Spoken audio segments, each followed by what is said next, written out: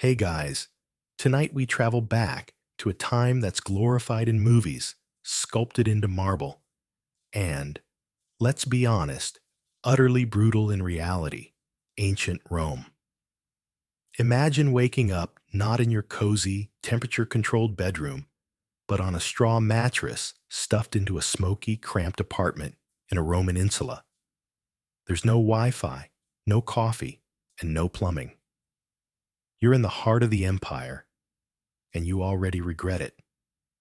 So, before you get comfortable, take a moment to like the video and subscribe, but only if you genuinely enjoy what I do here. And tell me where you're watching from and what time it is. I love seeing how far this sleepy little time machine travels. Now, dim the lights.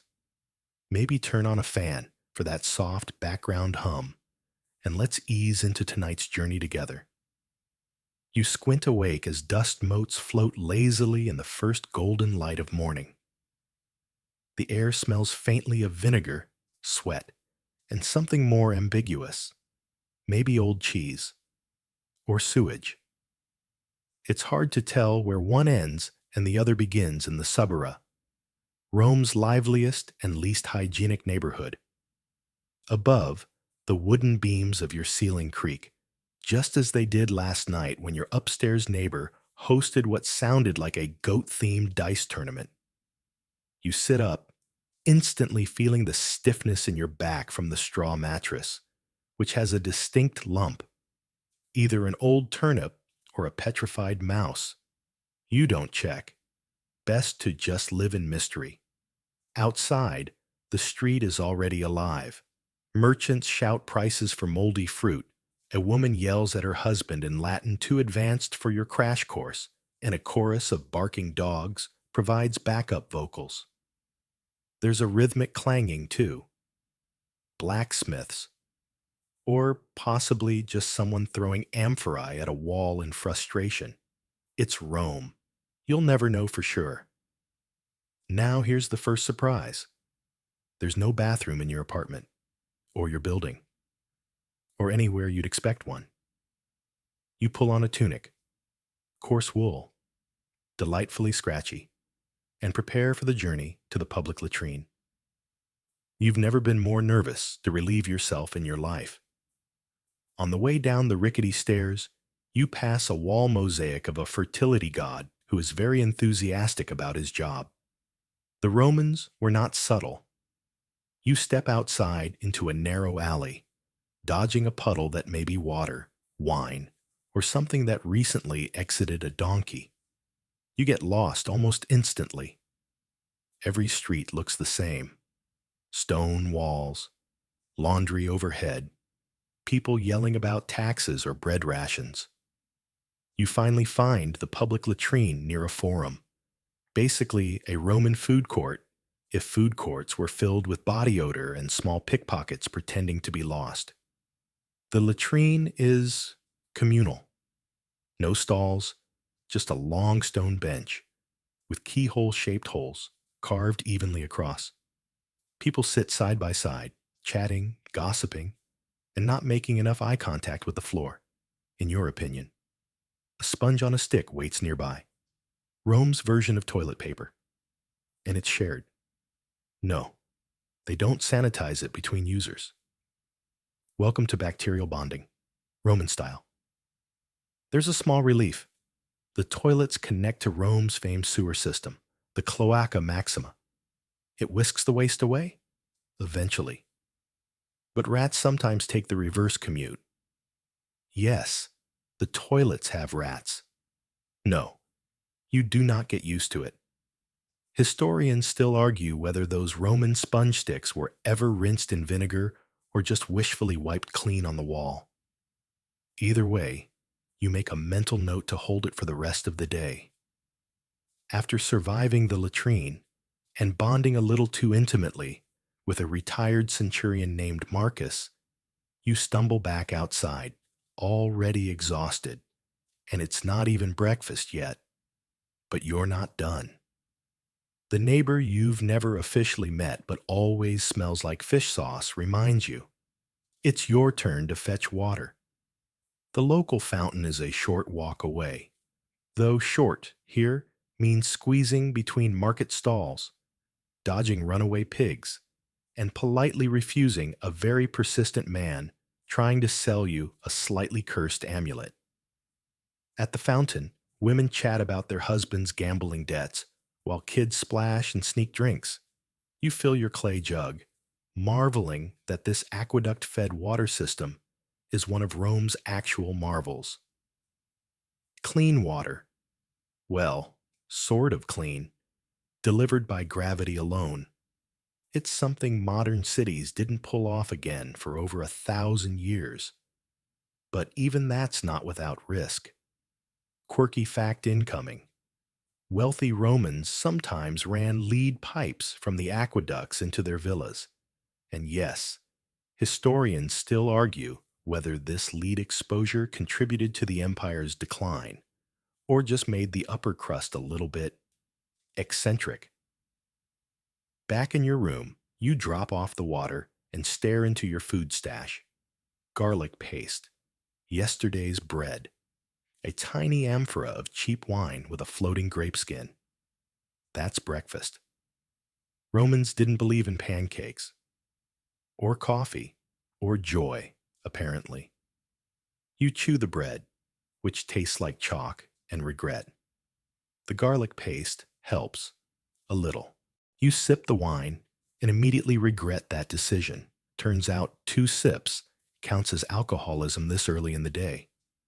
The wine is sour, vinegary, and somehow both warm and gritty. But here's the thing. Romans weren't trying to impress. This was survival, not cuisine. If you were elite, maybe you'd get honeyed dormice or fancy figs. You? You're a temporary time traveler with very low social standing and no knowledge of Latin beyond salve and aqua, por favor, which isn't even correct. There's no time to complain. Your boss, a fish vendor who has never smiled, is expecting you. You grab your tools, read your hands, and prepare to walk through the noisy, crowded, smell-soaked chaos of a Roman morning. Already your feet hurt, your stomach growls in rebellion, and your brain is wondering how fast it can invent indoor plumbing. And it's still only 9 a.m. You trudge down the uneven stone street, already wondering what your travel insurance would say about voluntary historical immersion. The sun climbs higher, turning the dust golden and the air thick with mingled scents, grilled onions, ox sweat, and just the faintest trace of despair. Your goal: survive the ancient Roman public toilet experience again. Because guess what? That garlic paste and cheap wine breakfast is having opinions, and they are loud. You've been warned. Public latrines in Rome are a group activity. There's no privacy, just stone benches with oddly uniform holes and a whole lot of awkward small talk. You step inside, the cool stone floor sending a shiver up your spine. The air is damp, echoey, and filled with the hushed mutterings of a dozen other people doing their very personal business very publicly. You lower yourself onto the cold stone and immediately regret every life choice that led to this moment. Someone to your left hums. Someone to your right makes eye contact. You stare straight ahead at the mural of Neptune smiting a sea monster, pretending you're somewhere else, anywhere else. Maybe modern France, maybe Antarctica. The sponge stick awaits in a communal bucket. It's soggy, suspect, and alarmingly enthusiastic about making contact. You contemplate whether you'd rather use it or just sprint to the Tiber River and begin life as a swamp-dwelling hermit. A mouse darts past. The decision is harder than it should be. Here's a quirky little footnote of Roman engineering. Public latrines often had running water beneath the benches to carry away waste. Pretty advanced, really. Unfortunately, they didn't grasp bacteria the way you do. So sponge sticks were shared, reused, and rarely cleaned. Historians still argue whether they dipped them in salt water, vinegar, or just had a good old rinse and pray philosophy. Once you finish, if one can call it that, you emerge into the blinding daylight feeling mildly traumatized and slightly cleansed. Only now do you realize you've dropped the tie on your tunic and it's been trailing behind you like a woolen tail. Lovely. Your next stop is the public baths, not for luxury, but because it's expected. Bathing is social here, like grabbing coffee with coworkers. Except instead of sipping cappuccinos, you'll be getting aggressively scrubbed by a man with no boundaries and a very hairy chest. You pay a small fee at the entrance and step into a world of humid noise and echoed gossip. The thermi are bustling. Men lounging, steam rising, water splashing. You're ushered first to the apoditerium, the changing room. There are no lockers, just shelves and the eternal hope that your sandals won't be stolen. You strip down and enter the tepidarium, the warm room. It's a stone chamber, gently heated by the hypocaust, an underground furnace system that channels hot air beneath the floors. The air smells of olive oil, lavender, and man sweat. It's oddly calming for 30 seconds. Then comes the caldarium, the hot room. It's a steam-soaked chamber of red-faced men arguing about chariot races. You're handed a strigil, a curved metal scraper, and a pot of oil. That's right, no soap. Romans oiled up and scraped themselves clean like giant, sweaty olives. A muscular man offers to help. Before you can object, he's applying oil to your back and talking about his cousin's goat farm. It's awkward, it's slippery, and it's happening. You're scraped, rinsed, and red as a boiled lobster when someone suggests the cold plunge. You assume this is optional. It is not. The frigidarium, a cold pool, waits with glacial indifference. You tiptoe in, and the temperature punches your lungs with a frosty fist. You gasp, slip, and are only saved by grabbing onto an old senator who calls you a slippery barbarian, but doesn't seem too upset. Some Romans loved the baths so much they spent entire afternoons here, getting massages, debating politics, reading scrolls, and occasionally exercising in the palestra. You, however, are emotionally cooked. You dry off with a scrap of linen and fumble back into your tunic, which is now slightly damp and a lot more itchy. As you exit, a beggar with a missing toe blesses you. A man offers to sell you a magical tooth, and someone shouts that the emperor's statue was vandalized with chicken feathers. You nod politely and shuffle back into the chaos of the street. The bathhouse didn't refresh you. It bewildered you. It exfoliated your dignity. But you survived. Sort of. You find yourself wondering how Romans managed all of this without antibacterial soap or a private stall. Then again, they didn't have TikTok either, so maybe it evens out. As you walk, the midday sun turns the city into a kiln. The marble streets glare, the crowds swell, and your feet ache like you've walked the Via Appia barefoot, which incidentally, people did, all the time. You're heading back to your rented insula room, hoping to nap or at least sit down. But there's a crowd gathered near a small temple, a makeshift performance. You pause, curious. A man in a toga is reenacting the death of Julius Caesar using bread loaves as props. It's bizarre, yet compelling. You stay for a few minutes, laugh politely when Brutus stabs a baguette, and slip away before the donation bowl reaches you. By the time you reach your street, you realize you forgot the fish your boss asked for. That means another trip to the market, and another layer of smells that your nostrils will never forget. You enter the apartment, dump your tunic, and flop down on the lumpy mattress. A single fly circles you like it's considering a long-term lease. You stare at the ceiling beams and wonder how anyone romanticizes this. Rome is incredible. Its architecture, its organization, its sheer scale. But it is not gentle, and this is only the beginning of your day. You wake, again, not from a peaceful nap, but from a loud thud followed by the unmistakable sound of someone arguing with a goose. You're not even sure where the goose came from, but this is Rome, and you're starting to accept that nothing here makes sense by modern logic. You sit up, groggy, scratchy, and vaguely oily from the bathhouse experience. Your stomach growls, reminding you that breadcrumbs and vinegar wine do not a fulfilling breakfast make. It's time to face the market, a swirling, shouting vortex of smells, scams, and possibly one-eyed sausage vendors.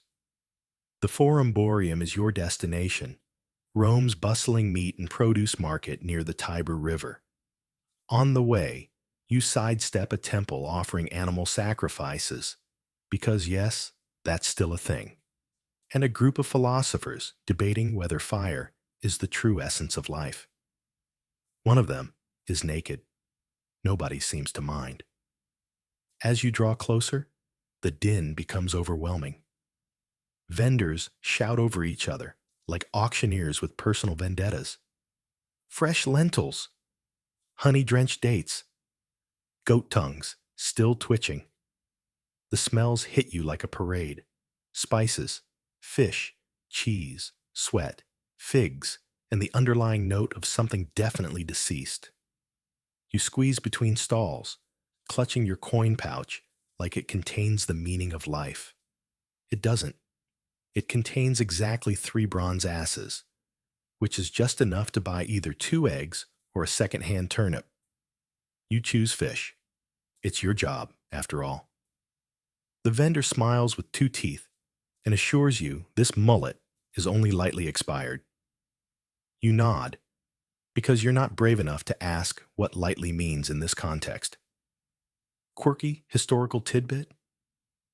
The Romans often preserved fish in fermented sauces like garum, a condiment made by layering fish guts with salt and letting it ferment under the sun. Historians still argue whether it actually tasted good or was just culinary peer pressure on an empire-wide scale. You catch a whiff from a nearby jar and decide it smells like what betrayal would if it were a scent. Bagging your fish in a woven basket, you detour through the produce stalls. A bored boy with a bowl-cut hairstyle hands you a fig after you make eye contact with his donkey. The fig is delicious, sweet, and sticky. For a brief moment, you understand why Roman poets got all worked up about fruit. Then a bee lands on your lip, and you're reminded that nature hates joy. Back on the street, you pass a scribe offering to write love letters for a fee. He's hunched, ink-stained, and wears a toga 2 sizes too large. He looks at you like you need help romantically. He's not wrong, but that's not your current problem. You thank him and move on, only to be cornered by a man selling cursed dice. Guaranteed bad luck to your enemies, he promises. You decline, but he throws in a free insult just for fun. You're almost home when you spot a group of children playing Trigon, a Roman ball game that seems to be a cross between handball and dodgeball, but with more shouting and fewer rules. One ball hits you in the thigh. The kids laugh. You try to laugh too, but internally, you're rethinking your entire stance on time travel. Back in your insula, you drop the fish with a plop that suggests it was previously frozen, in the year 200 BCE. The upstairs neighbor is now arguing with someone over a debt involving chickens, and someone is definitely cooking cabbage way too aggressively. You flop onto your cot again, but now the midday heat has turned your small room into a terracotta oven. There's no breeze, no fan, no air conditioning, just you, sweat, and the realization that Romans took siestas not out of luxury, but out of necessity. If they moved around at 1 p.m., they'd spontaneously combust. You crack the wooden shutter and gaze down at the chaos below. A stray dog chases a child. A woman dumps a bucket of who knows what out her window. Someone plays a flute very badly. It's oddly hypnotic. But you can't nap just yet.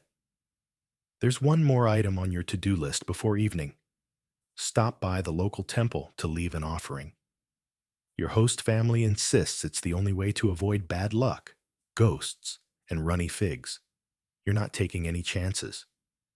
The Temple of Fortuna is nearby, dedicated to the goddess of luck and fate. It's small but ornate, guarded by a stern priestess and a very bored-looking goat. You approach with your humble offering, a sprig of herbs, and a polished seashell you found near the river. It's not grand, but it's honest. You place them in the offering dish and whisper a quick prayer, even though you have no idea what you're saying. Hopefully, Fortuna accepts Google Translate Latin. A quick, quirky footnote. Romans were spiritual multitaskers.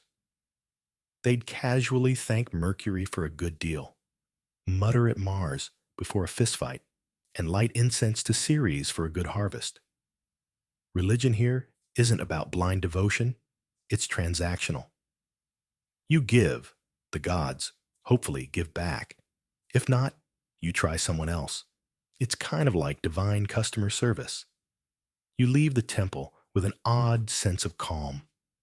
The goat follows you for a block. You name him Marcus, and then feel bad for not sharing your fig. Marcus gives you a look. You apologize. The two of you part ways. By the time you get back, the sun is softening. Shadows stretch long, the market noise fades, and even the donkeys seem to sigh.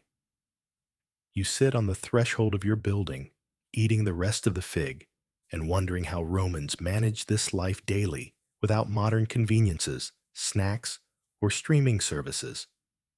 Then a passing street performer sets a torch on fire with his breath, and you forget your existential crisis for a moment. Rome may be exhausting, but it's rarely boring. Evening is rolling in like a warm cloak, and you're tempted to finally call it a day, until your host reminds you that dinner in ancient Rome isn't a solo Netflix and snack event. It's a full-blown social ritual. And tonight, you're attending a cena, a dinner party. You try to act excited. Inside, you're already calculating how many olives you can eat before someone notices you're not touching the boiled dormice. Before heading out, you freshen up the Roman way. You splash your face with water that's been sitting in a jug since noon. Comb your hair with a bone-handled comb that might be older than democracy, and try to coax your tunic into something resembling presentable. You still smell faintly of garum. There's nothing you can do about that. You step out into the cooler dusk air, torches beginning to flicker to life along the narrow alleys. The city has shifted. Less shouting, more murmurs. Fewer donkeys, more perfumed citizens heading to houses with better architecture than yours. A woman in a silk stola glides past you with two servants and a tiny lapdog that somehow looks disappointed in your existence. The dinner is being hosted by a wealthy merchant named Lucius. You've met him once, briefly, when he tried to sell you genuine Egyptian amulets made of painted clay. You arrive at his domus, a grand house complete with a mosaic floor, oil lamps, and a doorman who looks at you like you're wearing a barrel. You are not, but it feels like it. Inside, Lucius greets you with the kind of laughter that says he's already deep into the wine. You're ushered into the triclinium, the dining room where guests recline on couches in a U shape, facing a central table laden with platters. Reclining is mandatory. Chairs are for peasants, apparently. You lower yourself sideways onto a cushion that smells faintly of old goat and hope your back holds up. You're seated next to a scribe who immediately starts talking about Cicero. You nod politely and focus on the food, which is arriving in waves.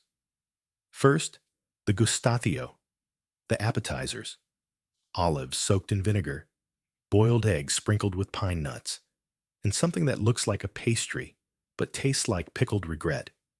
Then the prima mensa, or main course. Platters of meat, fish, and poultry appear, decorated with sauces so intense they practically announce themselves. There's spiced pork, honey-glazed dormice, yes, actual dormice, and peacock eggs dyed blue for effect. You reach for something that looks like a meatball, but turns out to be stuffed fig wrapped in eel. Bold. And of course, more garum. It's slathered, drizzled, or hidden in everything. You give up questioning it. Garum just is, like gravity, or bad Wi-Fi. Here's a curious historical note. The Roman elite loved to demonstrate status through culinary excess. The stranger the dish, the higher the flex. Historians still argue whether some of the weirder menu items, like flamingo tongues or jellyfish aspic, were really eaten or just written about to shock dinner guests and posterity alike. Either way, tonight's menu feels like a dare. As the meal drags on, the wine flows freely, diluted with water, of course, because drinking it straight is considered barbaric. You sip from your shallow cup and realize that the host's idea of a drinking game is a symposium, a series of philosophical debates punctuated by flutes and applause. One man argues that love is a divine madness. Another claims it's a bodily imbalance. You claim your wine tastes like raisins and secrets. No one listens.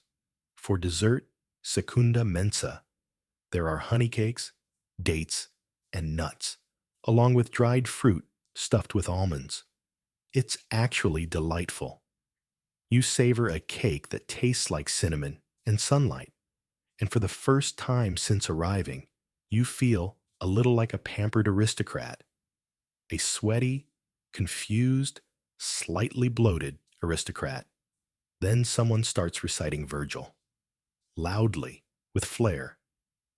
You accidentally make eye contact and are pulled into an impromptu reading circle where you're expected to applaud after every line.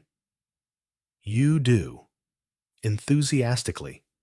You're not sure what's happening anymore, but your cheeks hurt from smiling and your feet are going numb from reclining for so long. The evening winds down with a round of toasts. Lucius lifts his cup and declares his new business venture will rival even the Alexandrian grain trade. Everyone cheers. You cheer too. Then he thanks the gods, the emperor, and his second cousin's parrot. Standard fare. You manage to extract yourself from your couch and make your way to the exit. Outside, the air is cool, the stars are out, and Rome looks almost serene. You walk slowly, half dreaming, half digesting. On your way home, you pass a shadowy figure standing near a temple column. He offers you a love potion. You decline. He nods solemnly and offers a sleep potion. You pause. It's tempting. Instead, you make it back to your insula, climb the creaky stairs, and collapse onto your scratchy straw mattress. Your tunic smells like duck and cardamom. Your brain hums with poetry and poultry-based trauma. As you drift off, you think, with only a little sarcasm, well, at least the dormouse was tender. Sleep in ancient Rome isn't exactly what you'd call restorative. For one thing, the walls in your insula are thinner than a wine-stained napkin, and every creak, groan, and muttered complaint from your neighbors finds its way into your dreams. You're awoken twice, once by a nocturnal catfight, and not the feline kind, and again by someone loudly singing what might be a hymn or possibly a tax complaint. Eventually, morning arrives, not with the gentle chirp of birds, but with a rooster who sounds deeply resentful of your entire existence. You roll out of bed, your body creaking more than the stairs, and face the new day. Today, you've been assigned to accompany your host to a legal proceeding. Apparently, his cousin's neighbor's son has accused someone of selling him a haunted statue. You're not entirely sure how you got roped into this, but when in Rome, the Roman Forum is already alive with activity as you approach. Merchants setting up stalls, senators gliding past in white togas with red borders, and a man yelling about lost chickens.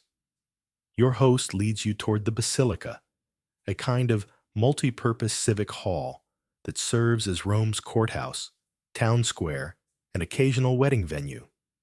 It's grand, echoey, and smells like old parchment and tension.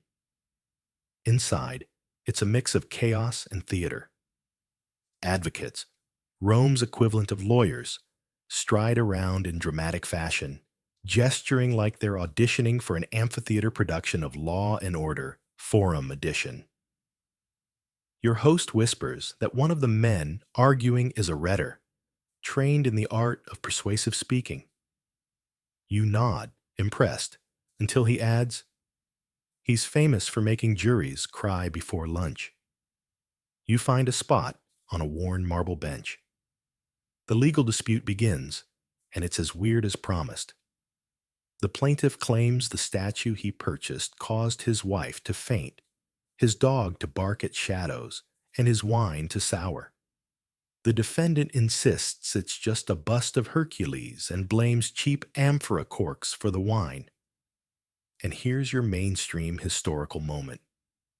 Roman courts were deeply performative. Trials could last days or weeks, and outcomes often depended less on hard evidence than on charisma, cleverness, and the ability to quote Virgil at just the right moment. Historians still argue whether Roman justice truly served fairness, or whether it was simply an elaborate game of oratorical chess.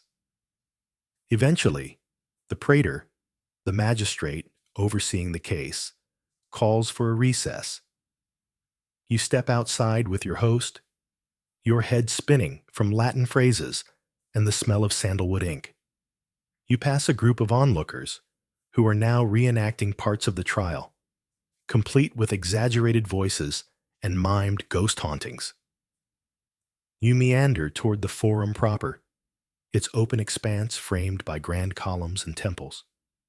The air is thick with incense, baked stone, and body odor. A statue of Augustus looms nearby, eternally gesturing like he's ordering another round of wine. To your left, a group of Vestal virgins pass, robed in white, faces serene. They're headed toward the temple of Vesta, where they tend the sacred fire of the city. Your host bows slightly as they pass. He whispers, "If that fire ever goes out, we're all doomed." You blink. The pressure those girls must be under. You decide to wander for a moment. At a stall near the Curia, you overhear two scribes debating whether Cicero's speeches were truly his own. One insists he had ghostwriters. The other threatens to duel with quills. It's the most aggressively academic argument you've ever witnessed. Nearby, a street artist sculpts tiny figurines out of wax. You stop to admire a little gladiator with a crooked nose. The artist offers it to you for a sestertius. You're broke, but he insists it brings luck. You trade him a piece of stale bread you forgot was in your pouch. He shrugs and accepts. With time to kill before the trial resumes, your host offers to show you something educational. You're skeptical. Last time he said that, you ended up waist deep in a communal latrine. But this time, he takes you to the tabularium, Rome's state archive. It's tucked behind the Temple of Saturn. Its stone corridors cool and strangely quiet. Scrolls line the walls in orderly cubbies. Scribes shuffle silently. Your host points to one shelf and says, "That contains marriage contracts from the last 100 years." You resist the urge to look for ancient divorce drama. He adds that Rome has a complex bureaucracy. Every birth, death, property deal, and slave sale is documented. Quirky tidbit: some slaves were so valuable, they came with handwritten resumes, skills, languages spoken, previous owners. Your host shows you one that reads, "Good with horses, avoids fermented fish." Eventually, it's time to return to court. The second half of the trial is somehow even more ridiculous. The plaintiff now claims he heard the statue whisper. The defendant rolls his eyes so hard you're afraid they might detach. The crowd loves it. It's like reality TV, but with more sandals. The praetor finally issues a ruling. The statue stays, but it must be ritually cleansed at the Temple of Mars. The plaintiff sulks. The defendant smirks. You clap politely, mostly out of hunger-induced delirium. On the way home, your host reflects on the glory of Roman justice while tripping over a paving stone. You don't say anything. You're too busy mentally preparing for whatever tomorrow holds. Because here's the thing. Today, you survived another day in ancient Rome. You sat through a ghost trial, haggled with a wax sculptor, nearly joined a legal debate over haunted busts, and learned that even statues can be accused of misconduct. And the best part? It's not even noon. After the whirlwind of courtroom theatrics and haunted statuary, you're hoping the afternoon might be a bit more subdued. Spoiler alert, it won't be. Your host, still riding high on courtroom gossip and victory wine, decides it's the perfect day to visit the public baths. You smile weakly. The last time you bathed in Rome, you emerged cleaner but emotionally scarred by a man scrubbing himself with a brick. Still, the Roman bathhouse isn't just a hygiene station. It's the social media of the ancient world.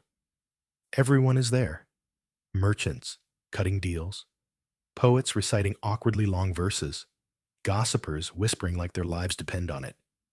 It's business, pleasure, politics, and exfoliation, all rolled into one steamy experience.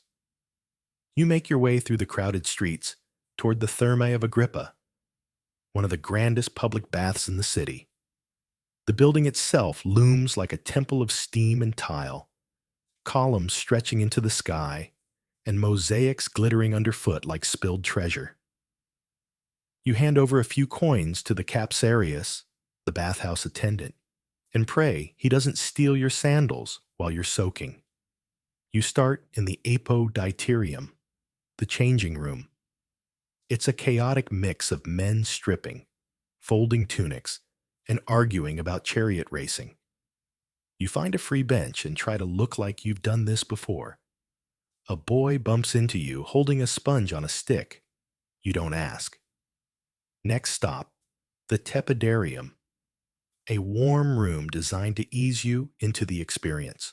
The air is thick with eucalyptus and something vaguely medicinal. You recline on a heated bench, your pores sighing with relief. Around you, two senators bicker about land reforms, while a baker snoozes against a pillar, still wearing flour in his hair. Then comes the caldarium, the hot room. And by hot, think Roman sauna meets molten lava. You step inside and are immediately slapped in the face with steam. Your skin beads with sweat, and your thoughts start to melt. A burly man gestures for you to sit. You do, gingerly, on a marble bench that's roughly the temperature of fresh pizza stone. This is where things get interesting. Romans don't just sit and sweat, they scrape. You're handed a strigil, a curved metal tool used to remove sweat, oil, and whatever else clings to your skin. Your host demonstrates by coating himself in olive oil, then vigorously scraping it all off with the enthusiasm of a man removing wallpaper. You try to follow suit, but end up looking like you're buttering a clam. Here's your mainstream historical nugget. Public baths were more than just a cleaning ritual. They were a cornerstone of Roman daily life, open to citizens of almost every class, and often subsidized by wealthy patrons. Some even included libraries, gyms, and snack bars. Historians still argue whether these bathhouses promoted equality or simply masked the massive wealth gaps between patricians and plebs. Back to the heat. You're now drenched, scrubbed, and dizzy. Time to cool down. You shuffle into the frigidarium, the cold room. It's blessedly crisp, like a slap from a polite snowman. You plunge into the plunge pool because everyone's watching, and your heart momentarily forgets how to function. You emerge gasping and invigorated, like a gladiator who just saw his reflection for the first time. The thermi also offer massages, so naturally your host signs you up. You lie down on a stone slab, while a man with hands like tree trunks kneads every sore muscle into oblivion. At one point, he pops your back so loudly, a passing boy drops a bucket. Quirky tidbit: some massage oils in Rome included crushed rose petals, saffron, and, wait for it, ground up crocodile dung. Yes, crocodile dung. Apparently, it was thought to have detoxifying properties. You do not ask what's in the bottle he's using on you now. You don't want to know. Afterward, you're given a rough towel and a nod. Clean, pink-skinned, and borderline gelatinous, you return to the apoditerium, reclaim your now slightly damp sandals, and step back into the world smelling like a spiced orchard. Outside, Rome greets you with its usual din. Carts rattling, street vendors hawking, and a child chasing a chicken through a temple courtyard. You feel lighter, fresher, and oddly proud. You survived the Roman bathhouse without slipping on a tile or offending a senator. That's basically a gold medal. As you walk, your host decides it's time for a snack. He stops at a thermopolium, a Roman street food stand with steaming terracotta pots sunk into the counter. You lean in, eyeing your options. Lentils and cumin sauce, honeyed bread, grilled sardines, and something that smells suspiciously like octopus stew. You go with the honeyed bread. Safe, sweet, and unlikely to haunt you later. While you eat, a group of schoolchildren passes by, chanting Latin verb conjugations. Their teacher glares at you when you chuckle.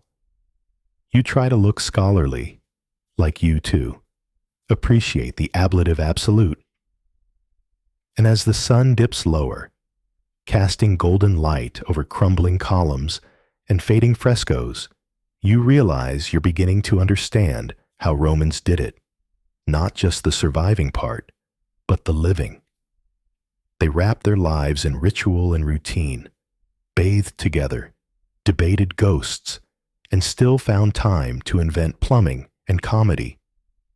You, a sweaty, towel-draped outsider, are starting to find your place in this strange, glorious chaos. But don't get too comfortable. Tomorrow includes your first labor assignment. And rumor has it, the foreman has a temper and a pet monkey. Sleep well tonight. You'll need it. The next morning, the sun hasn't so much risen as it has aggressively shoved its way into your tiny room through the crack in the shutters. Your joints ache in places you didn't know you had, and you're still mentally recovering from yesterday's bathhouse incident involving an overly friendly man and a sponge shaped like a goose. But there's no time to linger. Today, you're due at the ergastulum, a Roman labor site where unskilled workers, slaves, and the occasional unlucky freeman are put to work under the watchful eye of someone who definitely skips hugs and prefers yelling. Your host, grinning far too cheerily for such an hour, tosses you a half loaf of crusty bread and sends you on your way with a casual, "Don't let the monkey bite." That's not comforting. The ergastulum sits on the edge of the city, part warehouse, part prison, all misery. You arrive to the smell of dust, sweat, and damp limestone. The foreman, a stout man with a tunic stained in ways you'd rather not question, greets you with a grunt and a gesture toward a pile of stone blocks. Your task? Move them from one side of the yard to the other, then back again. Why? Because it's good for the arms. You suspect it's mostly for his amusement. You're not alone. Other laborers surround you. Some prisoners, others debt slaves, a few free poor, just desperate for a denarius. A boy with wild curls and a sarcastic smirk introduces himself as Lucius. He claims to be here voluntarily because his father caught him sneaking wine from a temple offering. "I'd rather haul rocks than deal with family dinners," he sighs. And now, the labor begins. You lift the first block. It's heavier than guilt. Your arms tremble, your tunic sticks to your back, and within minutes, you're sweating like you're back in the caldarium. The foreman walks by, eating a fig, and offers the most passive-aggressive encouragement imaginable. Try not to drop it on your foot. Lucius keeps pace beside you, chattering away. He tells you about Roman labor structure, how slaves do most of the work, but poorer freemen often blend in. If you can swing a pickaxe or mix mortar, you're valuable. If you can read and write, you're golden. If you can do both, and don't mind being bossed around by someone who smells like goat, you might just survive. Here's your mainstream historical fact.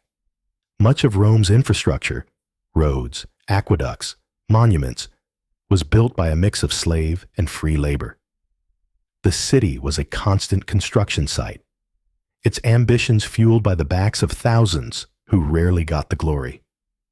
Historians still argue whether Roman engineering success was due more to its innovative design or just sheer human suffering. Mid-morning, the foreman's monkey appears. Yes, monkey.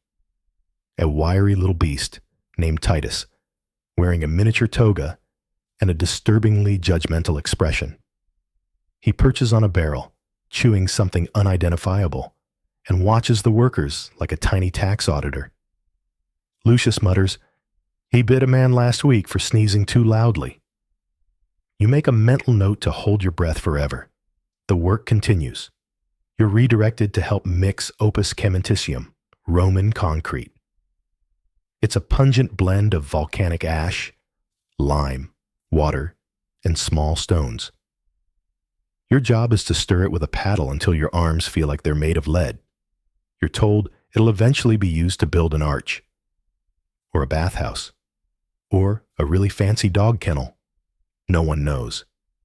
By midday, you're covered in gray dust and existential dread. Lunch is a welcome pause. A handful of olives, a strip of dried meat, and a piece of cheese that may or may not be older than you. Lucius shares a story about a laborer who faked a vision from Jupiter just to get a day off. It worked, until Jupiter visited the foreman in a dream and demanded the man return to work. You try not to laugh with your mouth full of questionable cheese. After lunch, the work shifts again. This time, you're handed a trowel and told to help repair a section of mosaic in a nearby villa. It's delicate work, placing tiny colored stones in precise patterns. You're not very good at it, but your partner, an elderly slave with fingers like twigs, shows you how to nudge the pieces into place. You don't press them, he says softly. You persuade them. This is your quirky tidbit. Mosaic artists were sometimes buried with their favorite tools, and certain patterns, like the eternal knot, were believed to protect homes from evil spirits. You stare at the twisting design beneath your hands and hope it also works against monkeys.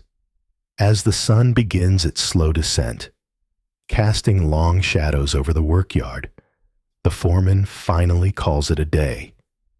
Your muscles scream in protest as you stretch. Lucius slaps you on the back. Not bad for a foreigner, he says. You only dropped one brick. Titus the monkey tosses a pebble at you. You choose to interpret it as affection. You trudge home through the dust, every step a new opportunity to regret your life choices. Your tunic is stiff with sweat and lime. Your hands are blistered, and your knees keep making clicking noises. But somehow, you're smiling, because today you earned your survival. You hauled, stirred, stacked, scraped, and somehow avoided both heat stroke and monkey teeth. You arrive back at your insula just as the street lamps, oil-filled lanterns set into wall niches, are being lit. Rome begins to quiet, settling into its nighttime hum. You collapse onto your straw mat, staring at the ceiling, wondering if tomorrow will involve fewer bricks and more sitting. Spoiler, it won't. Still, in a strange way, you're beginning to feel like a Roman, just one with sore shoulders and a growing fear of citrus-smelling apes. Morning comes again, and with it, the sound of a rooster that clearly has no sense of personal boundaries. You open your eyes to the light peeking through the shutter, and the dull ache in your muscles reminds you you're still in ancient Rome, and yes, you're still expected to function today. But today's different. There's no labor detail on the docket, no pile of bricks to shift, or angry monkey to dodge.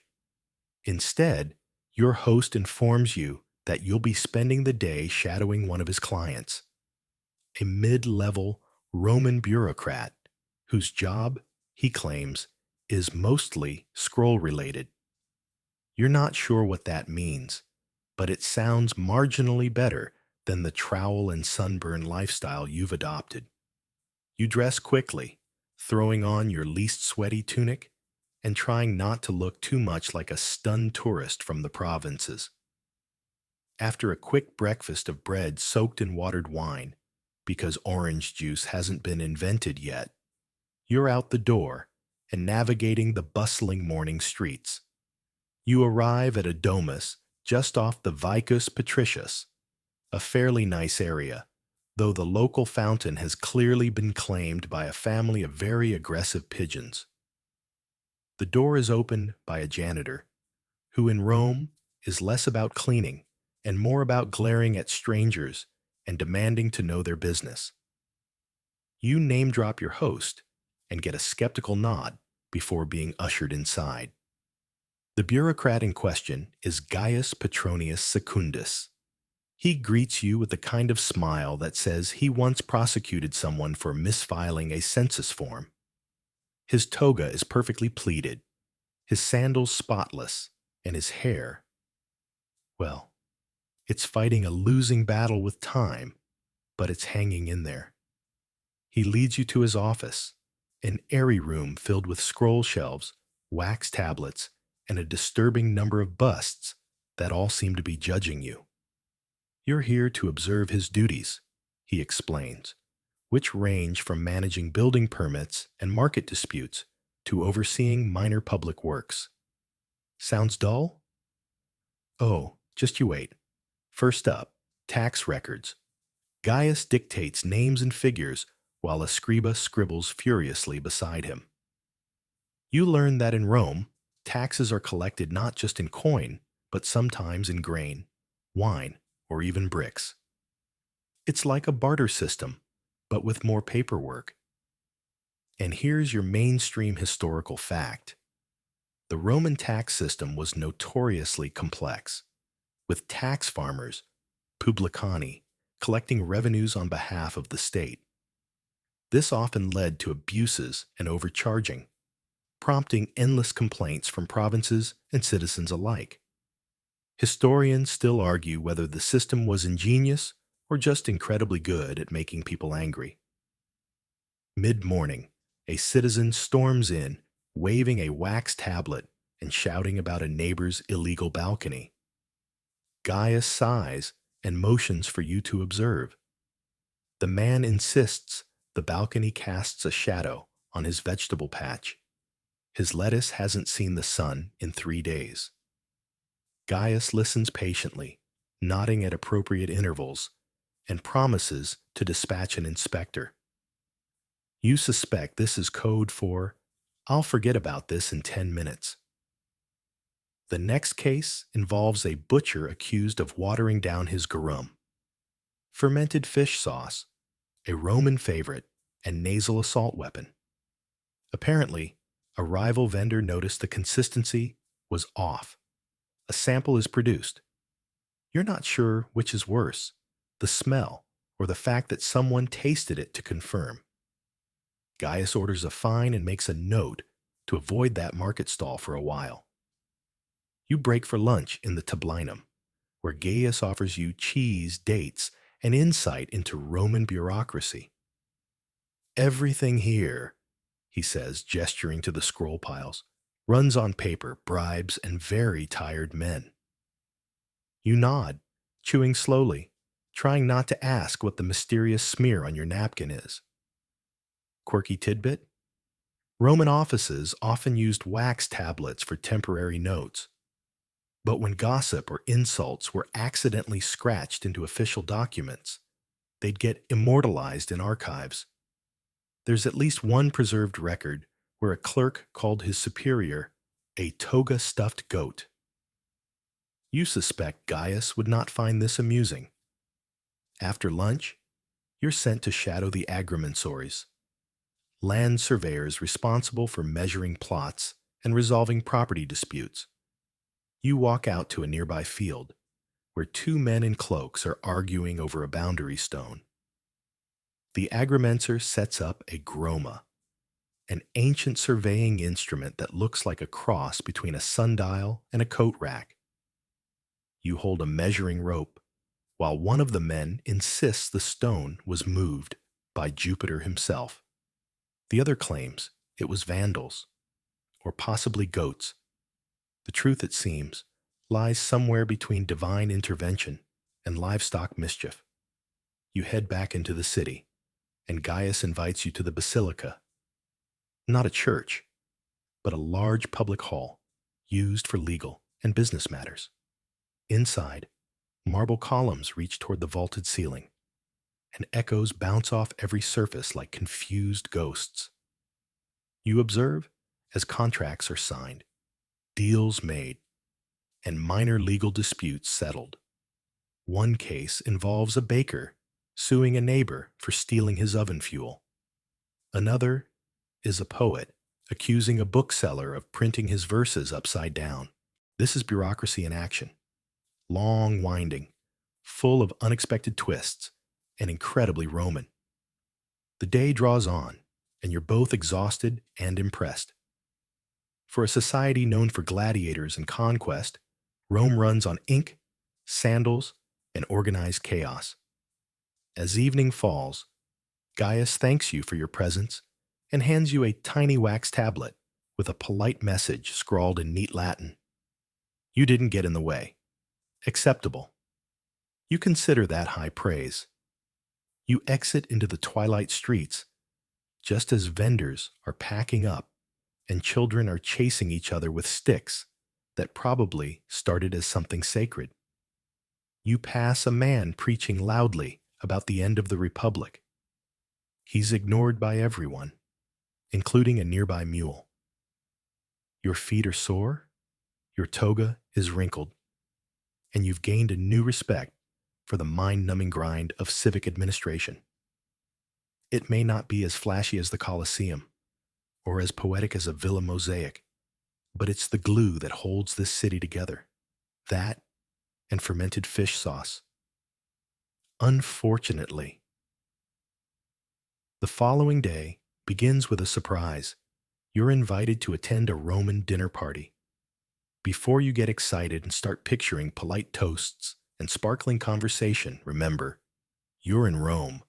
These feasts, called convivia, are less about quiet dinners and more like a mashup of a corporate mixer, reality TV, and an amateur comedy roast, all while lying down in awkward positions. You start by being whisked away to the home of a friend of your host, a minor noble whose house smells strongly of lavender and hubris. As a guest of low status, aka you're seated at the far end of the triclinium, the three-couch dining arrangement where Romans recline while eating. Yes, they eat lying down. It sounds elegant until you realize you're expected to gracefully sip soup from this position without dribbling it down your tunic. The room is lit with oil lamps, the walls adorned with colorful frescoes depicting gods, animals, and one deeply confusing scene of what looks like a goat playing the lyre. Cushions are everywhere, and the air buzzes with the scent of roasted meats, incense, and something that might be spiced wine or might be feet. You can't be sure. Here comes the first course, gustatio. It's a spread of appetizers that includes olives, pickled vegetables, honeyed dormice, yes, dormice, and a kind of fish pâté that smells like Neptune's laundry. Your seatmate, a woman with an elaborate hairstyle that appears to be defying gravity, explains that the dormice are considered a delicacy. You nod politely while internally reevaluating your life choices. Mainstream historical fact time. Roman dinner parties weren't just social events.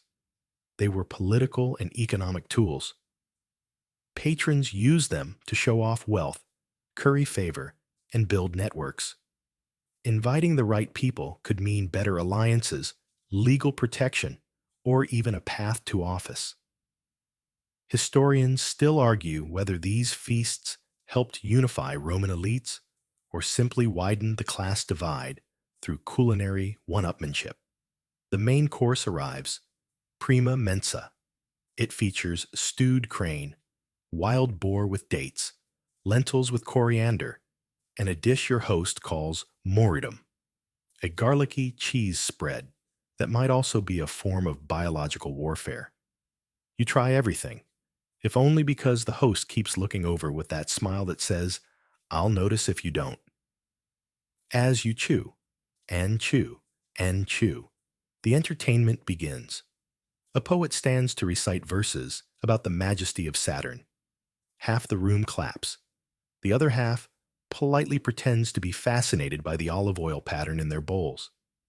Then comes a juggler with knives. He drops one, casually blames the flooring, and moves on to flaming torches. The guests applaud politely while subtly scooting away from the curtains. Your quirky tidbit for the evening. Some Roman hosts hired professional laughers to attend parties and giggle at all the jokes, ensuring a lively atmosphere. You consider applying for this job. Less garum, more chuckling. The wine flows freely. And by wine, we mean heavily diluted alcohol mixed with spices, sometimes seawater, and often honey. You're offered mulsum, a sweet wine you're told is perfect for digestion. It tastes like what might happen if mead married mouthwash. At this point, reclining has become less charming and more an upper back endurance test. Your elbow is starting to go numb, but that's probably preferable to trying to stand and realizing how tipsy you are. Now comes secunda mensa, desserts, fresh fruit, nuts, pastries with poppy seeds, and a cake shaped like the god Mercury, He's smiling, which is more than you are at this point. You reach for a fig and are immediately warned not to take the lucky fig reserved for the host. You retract your hand. Crisis averted. Someone tells a joke about a Greek philosopher and a cabbage. It makes no sense, but everyone laughs. This is Roman social code. You laugh with the host, nod at the poet, and eat what's served, no matter how suspicious it looks. The final entertainment of the evening is a philosophical debate between two older guests who've had too much wine. One insists stoicism is the path to virtue. The other believes in Epicurean pleasure. Their discussion soon devolves into shouting about public bath etiquette and whether Seneca ever truly felt joy. You sip your wine and pretend you aren't rapidly approaching nap mode. Open scholarly debate alert. Historians still argue whether Roman dinner parties functioned more as genuine intellectual salons or were just elaborate status rituals meant to show off exotic ingredients and expensive entertainers. Given that someone just tripped over a lyre, you suspect it was a bit of both. Eventually, the host claps his hands and declares the evening a success. Servants begin clearing the plates, while guests say their goodbyes, some staggering slightly. You stand, slowly, carefully, feeling like you've survived both a performance and a mild endurance trial. As you leave, your hostess offers you a perfumed cloth for your hands. You take it, realizing you've been sticky since the second course. You step into the cool night air, grateful to be vertical again. On your way home, you pass other domus houses still lit from within, echoing with laughter, flute music, and the occasional poorly executed toast. Rome is alive, flickering like the oil lamps in its streets. You walk a little slower, savoring the quiet after the sensory overload of the feast. Somewhere nearby, a cat howls and a child laughs. The stars blink overhead, like tiny eyes watching the eternal city breathe. You finally reach your insula and collapse onto your mat, smelling of lentils, wine, and wax. Your stomach is full, your ears are ringing, and your toga smells faintly of goat. It's the Roman party trifecta. You've survived the dinner party. Barely. Tomorrow, something new awaits. Hopefully, not more dormice. The morning after the feast greets you with the unmistakable scent of smoke and an awkward feeling in your joints, as if your muscles have woken up confused about where they are and why. You stumble outside, blinking into the dawn light, and find that Rome is already buzzing. The streets are alive with the sounds of merchants setting up, slaves hauling crates, and the unmistakable clatter of wooden sandals on cobblestones. Your host informs you today you'll witness a different slice of Roman life, the bustling markets. The Forum is the economic heart of the city, where everything from fresh fish to exotic spices changes hands amid a sea of shouting vendors and haggling customers. You weave through the crowd, dodging a merchant fiercely advertising his wares, and an elderly woman bartering for fresh figs. The air smells of ripe fruit, salt from the nearby Tiber, and something suspiciously like fermented cheese mixed with sweat. You stop at a fishmonger's stall, where an array of glistening sea creatures are displayed on beds of crushed ice, or more accurately, shaved marble. Romans had no refrigeration, but used marble slabs to keep perishables cool. A fishmonger enthusiastically shows you a live eel, which squirms like it's auditioning for a horror movie. Mainstream fact alert. Roman markets were highly organized affairs, often held in covered basilicas or open squares, with designated areas for different goods. But despite the order, the chaos of smells, haggling, and bargaining was legendary. Historians still argue how strictly the city enforced regulations to prevent fraud and ensure public safety, given the often shoddy conditions. You learn quickly that the market isn't just about buying and selling, it's a social hub where news, gossip, and sometimes political messages are exchanged. You overhear a trader complaining about grain shortages, while a group nearby debates the latest gladiatorial match, the quirky tidbit of the day. Some vendors hired professional hecklers to distract customers from rivals. These market gladiators shouted insults and threw fruit at competitors to steal attention. You wonder if your host's exaggerated stories about angry fishmongers were true. Now you know. Next, you approach a stall selling spices imported from far-flung corners of the empire: cinnamon from Sri Lanka, pepper from India, and a mysterious powder called silphium. The latter is fascinating because it was so prized that it's now extinct, likely harvested to death. Silphium was used as both seasoning and medicine, and some even claim it was an ancient contraceptive. Your stomach churns slightly at that thought. You haggle with a vendor over a jar of garum, the infamous fish sauce you encountered at the feast. He's surprisingly firm on price, insisting that quality garum is worth every denarius. You try not to think about what's actually in it. The market isn't all vendors shouting and customers bartering. There's a shrine to Mercury, the god of commerce, tucked into a corner. People toss coins into the offering bowl and murmur prayers for good deals and honest trade. Nearby, a street performer balances spinning plates on sticks, drawing a small crowd of delighted children. Suddenly, a commotion breaks out. A pickpocket has been caught. The thief is dragged to the magistrate's stand for a public shaming. You watch as the magistrate reads the charges, and the crowd jeers. You realize that while the market is lively and colorful, it's also a place where the law is on constant display, maintaining order amid the chaos. You note the variety of people here: slaves, freedmen, wealthy merchants, and tourists like yourself, all mingling in a melting pot of accents and dialects. Rome truly is a city of the world. By midday, you're exhausted, but enlightened. The market is not just a place to shop. It's the city's beating heart, full of life, color, and complexity.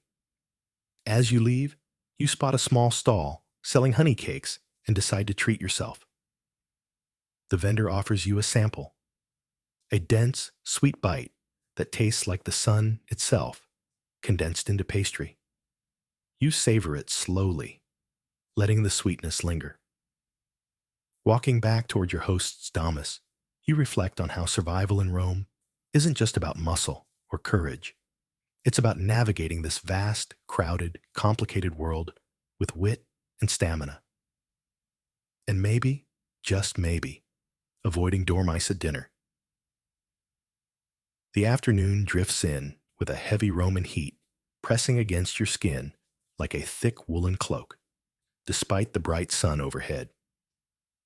You're guided next to the baths, a sprawling complex more like a social club than just a place to get clean. It's a kind of ancient wellness center, but instead of smoothies and yoga mats, it features hot, steamy rooms, cold plunge pools, and more gossip than you can shake a strigil at. You enter through massive arches into a courtyard bustling with people of all classes, lounging on marble benches or wandering through colonnaded gardens. The sound of splashing water mixes with the low hum of conversation, the occasional shouted challenge, and the scraping noise of scraping oil off skin. Your host explains that the baths, or thermae, are essential to Roman life. They're places to relax, exercise, conduct business deals, and even pick up the latest political rumors. You can't help but notice the varying social levels here. The wealthy elite flaunting their jewelry while slaves scrub and sell goods on the sidelines. You're handed a strigil, a curved metal tool used to scrape off oil, sweat, and dirt after exercise or bathing.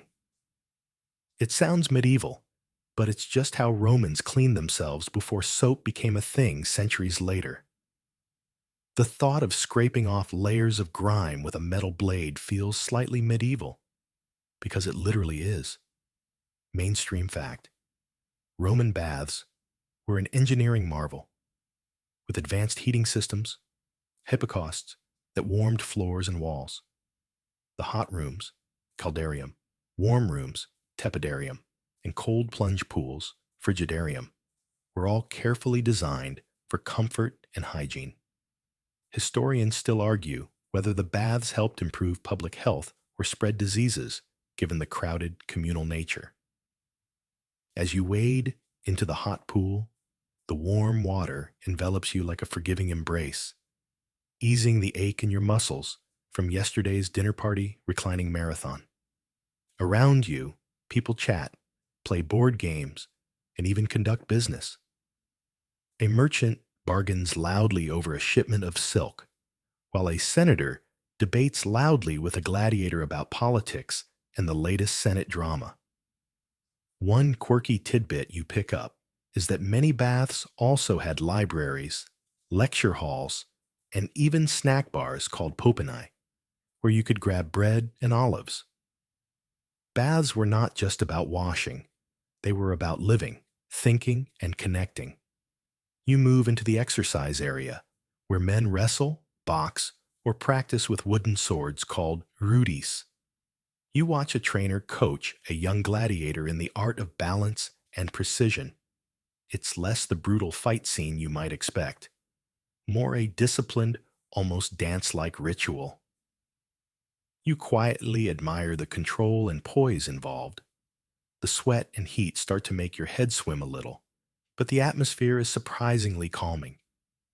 The smells of olive oil, sweat, and heated stone mix oddly, but create a uniquely Roman ambiance. You realize the baths were a place where all social classes mixed, at least more than anywhere else in the city, though strict rules still kept certain groups separate. The scholarly debate of the day. Historians still argue how inclusive Roman baths really were. Were they a true melting pot of social equality, or just a place where the elite showed off while the lower classes served? Evidence points both ways, suggesting a complex social dance. You dry off with a rough towel because softness is apparently overrated in ancient Rome, and leave the baths feeling surprisingly refreshed. Outside, the street vendors peddle cold drinks and snacks, perfect for the lingering heat. As you wander toward the evening, you reflect on the baths as a symbol of Roman life itself: pragmatic, social, and a little bit strange. You imagine how this daily ritual helped hold the city together, one splash and scrape at a time. Tomorrow promises something even stranger: a day in the life of a Roman street vendor, and what it really means to hustle in the empire's capital. The next morning, you find yourself stepping into the shoes of a Roman street vendor. A tough life, less glamorous than the dinner parties or baths, but full of its own grit and charm. You navigate narrow, bustling streets, filled with carts, shouting hawkers, and the ever-present aroma of freshly baked bread mixed with the less savory smells of open sewers. Your temporary job is selling panes, the staple Roman bread, to a diverse crowd of city dwellers. You carry a basket of warm, crusty loaves balanced precariously on your head, your voice raised over the cacophony. Panis! Panis! Fresh bread here! Your vocal cords protest immediately, but the lively street demands volume. It quickly becomes clear this isn't just selling bread. It's a daily hustle. You fend off rival vendors, dodge stray dogs, and navigate customers with the skill of a diplomat and the patience of a saint. A grumpy old man argues about the price. A mother haggles for extra crumbs for her hungry child. A young soldier tosses a few coins your way with a distracted nod. Mainstream fact: bread was the cornerstone of the Roman diet, so much so that the state subsidized grain supplies to keep prices affordable, especially for the poor. The Annona system was a vast grain distribution network that historians still debate. Did it ensure social stability or mask deeper economic troubles? The quirky tidbit: some vendors use slogans and catchy chants to attract customers, and there's evidence that a few even had brand names or unique recipes for their bread. Imagine a Roman version of a modern food truck battle. The streets are a melting pot of languages, smells, and personalities. You overhear snatches of Greek, Latin, and even some barbarian tongues. It's like a never-ending market opera, with all the drama but none of the rehearsal. While you shout your wares, you notice graffiti on the walls, a mix of political slogans, love poems, and crude cartoons. One particularly amusing scribble depicts a senator with donkey ears. You laugh quietly, realizing that even in ancient Rome, street art was a powerful form of expression. The day drags on. Your feet ache, your throat is sore, and you're covered in flour dust and sweat. But you've learned the rhythm of the streets, the subtle dance of supply and demand, and the unspoken rules of the marketplace. Historians still argue about how much influence these street vendors had on the political and social fabric of Rome. Were they merely survivalists, or did their constant presence shape the pulse of the city in ways official records don't fully capture? As dusk approaches, you count your earnings, meager, but enough to get by. You share a simple meal with fellow vendors: bread dipped in olive oil and a bit of cheese, washed down with watered wine. It's humble, but honest sustenance. You feel a new respect for these unsung players in Roman life. Without them, the city's grand illusions would crumble. As night falls, the street quiets, except for the distant sounds of laughter and music from the wealthy districts. You retreat to your lodgings, exhausted but strangely satisfied. Tomorrow brings a different challenge: witnessing the brutal and bizarre world of the gladiatorial games, a spectacle that could end your Roman adventure far too soon. You arrive at the Colosseum just as the sun dips low, casting long shadows across the ancient stone amphitheater's worn seats. The air buzzes with anticipation. This is the grandest spectacle of Rome, where blood and glory mix with cheering crowds and political theater. You find your place among the thousands packed tightly together, a mosaic of Roman society from senators draped in purple to rowdy plebs munching on chestnuts. The first event kicks off with a parade of gladiators, each wearing their distinct armor and weapons. The crowd roars, and you're swept up in the excitement despite the nagging voice reminding you this isn't exactly a spectator sport for the faint-hearted. You soon realize gladiators aren't just mindless killers. They train rigorously, have fan followings like modern athletes, and sometimes even negotiate contracts. Some become celebrities, their names chanted loudly by admirers. You overhear a debate between two spectators about the merits of a retiarius who fights with a net and trident versus a heavily armored murmillo. Mainstream fact: gladiatorial games were initially funeral rites, but evolved into massive public events sponsored by politicians seeking favor. These bloody contests were not just entertainment. They reinforced social order, and showcased Roman power. Historians still argue whether gladiators were primarily slaves or could be volunteers seeking fame and fortune. A quirky fact hits you. Some gladiators followed strict diets and had personal physicians, and they even consumed a drink made from ashes and vinegar, thought to help bone strength. Roman sports science at its finest. As the fights begin, the atmosphere turns tense. The clang of swords, the thud of shields, and the occasional shout echo through the arena. You notice subtle signals from the editor, the official overseeing the games, who gestures to decide a defeated gladiator's fate, mercy or death. You're shocked to learn that the infamous thumbs up and thumbs down gestures probably didn't mean what we think. Scholars debate their exact meanings, with some suggesting thumbs up meant death and vice versa. Confusing, right? Between bouts, entertainers perform, acrobats, musicians, and wild beast hunts. You witness exotic animals, lions, elephants, and even crocodiles, brought from distant provinces. You wonder about the cruelty, but also the sheer logistical marvel of managing such spectacles in an age without refrigeration or modern transport.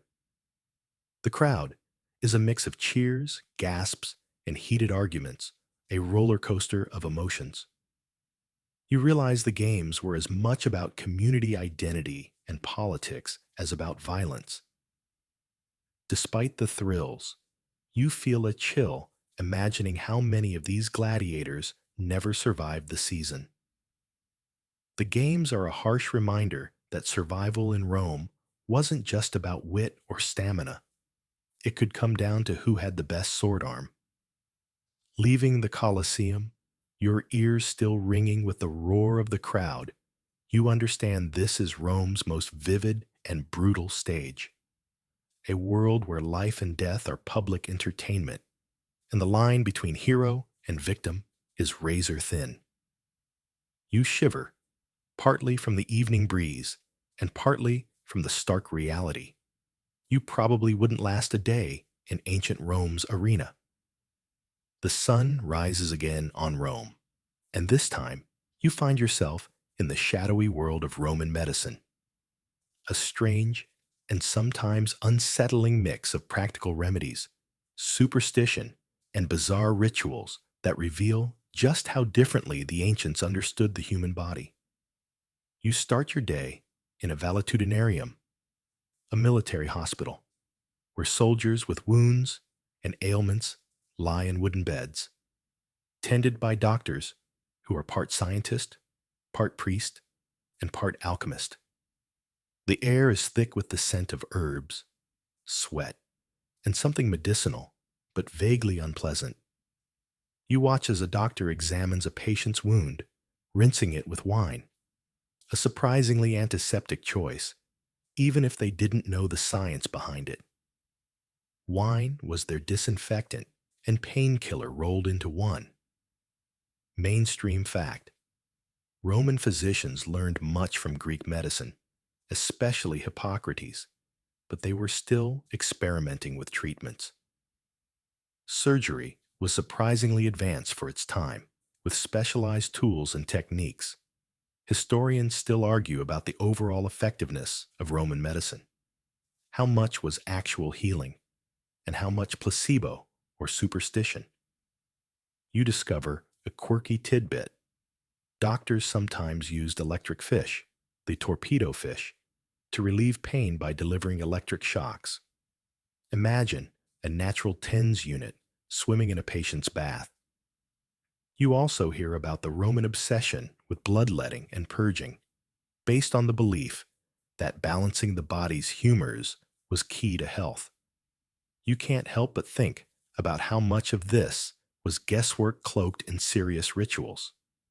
The sick ward is bustling with a strange mix of patients, soldiers, slaves, and even some free citizens, all hoping for relief. You notice charms and amulets hanging over beds, protective symbols meant to ward off evil spirits that were believed to cause disease. The lines between medicine and magic blur here. You get a glimpse of a public health issue, too. Sanitation was a constant battle. While Rome had impressive aqueducts and sewer systems, outbreaks of diseases like dysentery were common. Historians still debate how effectively Rome managed public health crises, especially given the dense urban population. Outside the hospital, you pass by vendors selling herbal remedies, many with extravagant claims. You try not to be fooled by a seller promising a potion that cures lovesickness and bad breath, though you secretly hope it works. By day's end, you reflect on how survival in ancient Rome required not just strength and savvy, but also a dash of luck when it came to health. You think about your own modern comforts: antibiotics, clean water, and doctors who don't prescribe electric fish baths. You quietly vow to appreciate your pharmacy a little more. Tomorrow, you'll discover the quieter but no less demanding life of a Roman farmer, an essential yet often overlooked backbone of the empire. Your final Roman day dawns in the countryside, far from the city's noise and dust, where life is slower but no less demanding. You're now a smallholder farmer, working land that's been tilled for centuries, growing wheat, olives, and grapes to feed not just your family but the sprawling empire. The fields stretch in gentle waves, golden and heavy with promise, but there's no time to dawdle. You rise with the sun, muscles aching from yesterday's work, and you trudge into the fields alongside other farmers who share a weary camaraderie. The soil is dry and stubborn, and you quickly realize farming here is a constant battle against weather, pests, and political whims, especially taxes. Mainstream fact: Roman agriculture was the backbone of the empire's economy, employing a majority of the population. Large estates, or latifundia, competed with smaller farms, creating social tensions that historians still debate. Did this concentration of land contribute to Rome's decline? One quirky detail emerges as you harvest olives. You learn that Romans sometimes used crushed snails as a natural pesticide, an early example of ecological pest control. You chuckle at the thought of slimy helpers in the fields. The farmer's life is hard, with no safety net. Crop failure means hunger, and the constant threat of tax collectors keeps everyone on edge. You hear rumors of revolts from other provinces, fueled by similar struggles. The fragile balance between empire and peasant is a constant tightrope walk. You also encounter a community gathering where farmers share news, exchange seeds, and discuss market prices. The sense of connection is strong, but so is the awareness that city dwellers rarely understand or appreciate this toil. Historians still argue about how much farmers could influence local politics or resist the elite's pressure. The evidence hints at subtle forms of protest and survival strategies beneath the surface. As the sun sets, you sit quietly, tired but fulfilled, looking over the land that feeds millions. You realize that while Rome's grandeur often focuses on emperors and gladiators, it's these farmers' relentless labor that truly sustained the empire. You think back on your journey: the baths, the streets, the arena, the sickbed, and it hits you how complex, brutal, and fascinating this ancient world was. You smile softly, knowing you wouldn't last a day in ancient Rome, but grateful for the glimpse. Now, dim the lights, maybe turn on a fan for that soft background hum, and let's ease into tonight's journey together. As the night deepens, let your breath slow and your mind drift, imagining the gentle sway of olive trees under a starlit Roman sky. The dust and noise of the city fade away, replaced by the quiet pulse of the earth beneath your feet.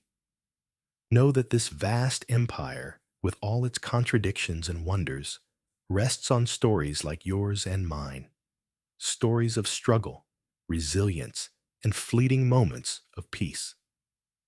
Sleep well, carrying a fragment of Rome's endless night into your dreams. The past is quiet now, but its echoes live on in the soft sigh of the breeze and the gentle rustling of leaves.